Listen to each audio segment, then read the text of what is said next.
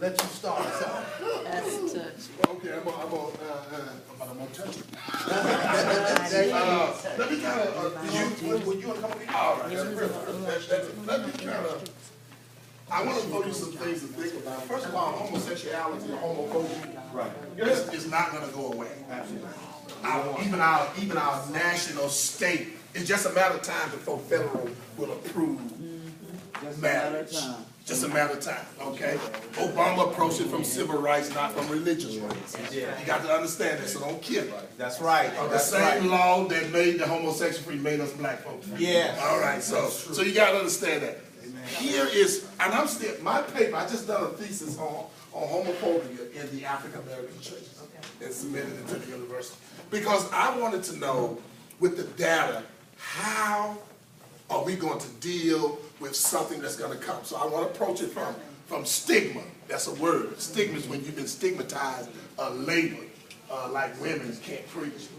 First of all, I applaud any homophobia person or gay or lesbian who stands up and come into our service, because they are representing a public sin that you can see. That's right.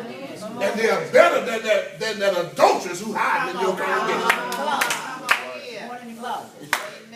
At least they say, you see my dirt, and I come in your church. That's right. So we really don't want to kill them. No, we don't. Because they're saying, I got some issues, That's right. but I ain't hiding. That's right. So when they stand in my church, I say, okay, all right, I got it. Now, neither do I want to become the church on the block that they say, well, you know, every lesbian town is at your church. Right. All right, so you got to look at that. But we can't turn those folks away.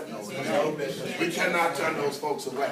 Now, here's where leaders, I would tell you, where I'm not struggling, but I'm looking. He asked the question, how do we deal with it? This is me now. This is Alfred 101. This ain't Bible, so you know this is option. This is multiple choice. All right?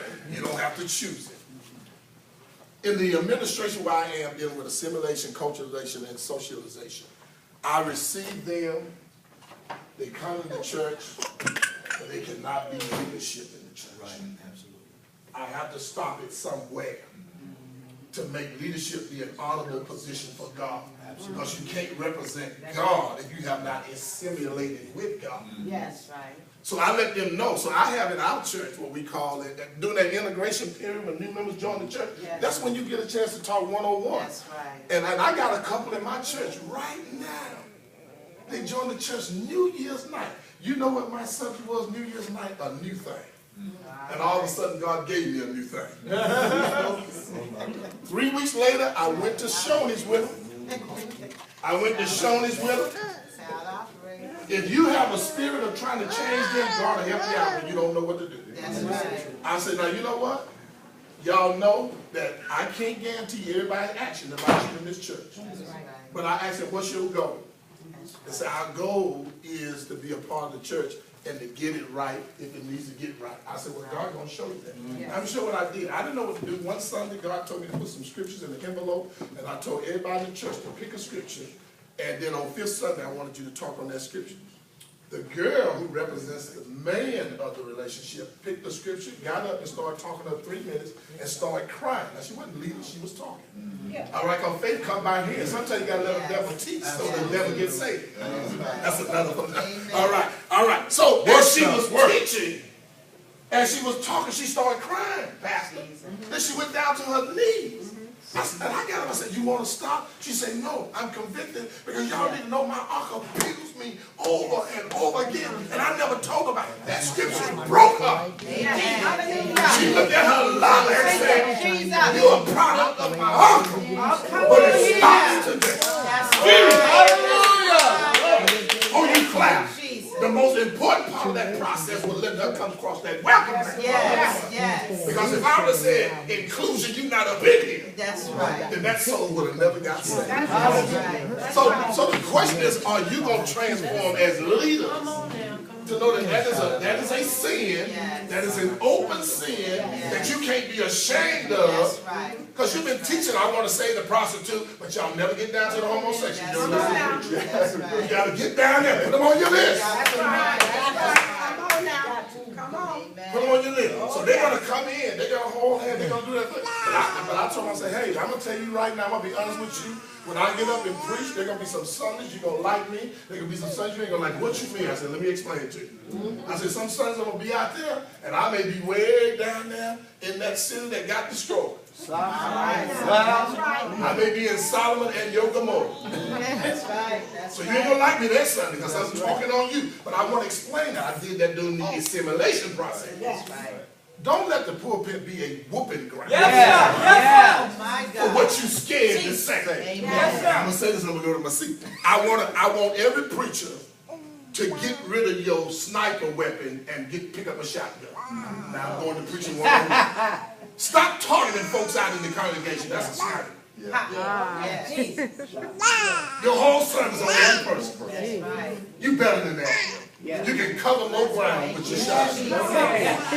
Cover everybody. You ought to preach to everybody on Sunday. When you get ready to do that.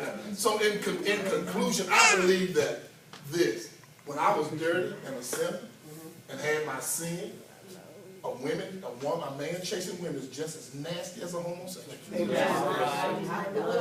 man that's doing pornography is just as nasty as a homosexual. Come on here. A man that's out there doing child abuse is just as nasty. That's right. See, it's just that this one is open and the other one is closed. That's right. And now you don't want to deal with the openness because it embarrasses you. So I have to stand up in my congregation. I got a bad name in my town. You got one of my peers said, I see you got 6 more over there. Yeah.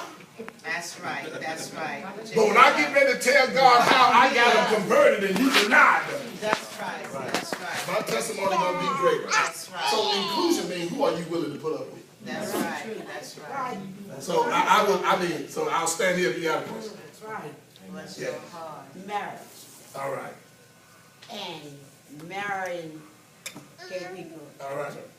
Reason being, now I haven't been ordained that long, but the woman, because I refused to marry them, she told me she was gonna write Raleigh, get my license taken from me because I was not obeying the law.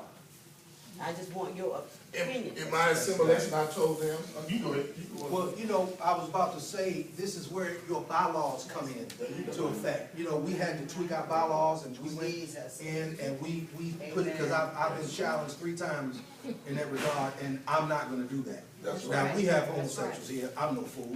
You know, as a couple that's married here, we don't honor that. My wife and I brought them to my home and we showed them our bylaws and taught them personally what we believe. And of course, we don't believe that. That's You know right. what I'm saying? So, you know, if you have it incorporated in your bylaws, the state or the government cannot force you to do that, but you have to have it in writing, and they have to have a copy of that, so that they won't come and ask you. Okay. Now, if you don't have anything to back you up, not only scripturally, but in the natural too, then you'll be held accountable. And without that paperwork, they can take your license if you don't marry them. All right, okay. And what he just did is went into the business side of the house where pastors are weak. Because you got this one thing, God gonna take care of me. Yes. You better get you some sense. That's